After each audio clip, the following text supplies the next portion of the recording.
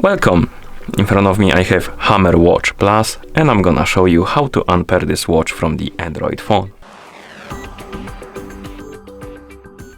First we need to open the Hammer W Plus application on the phone that is paired with our watch. In the app we need to tap on the device icon and here you should see your Hammer W Plus watch, basically this one. Once you see it, tap on the name of the watch right here under the device management, and here you should see unbind button. Tap on it, tap on unbind, tap on unbind again to confirm.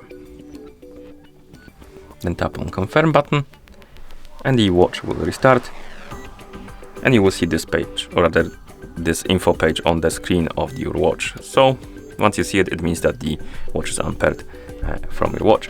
And that's how you unpair this device from the Android phone. Thank you for watching. If you found this video helpful, please consider subscribing to our channel and leaving the like on the video.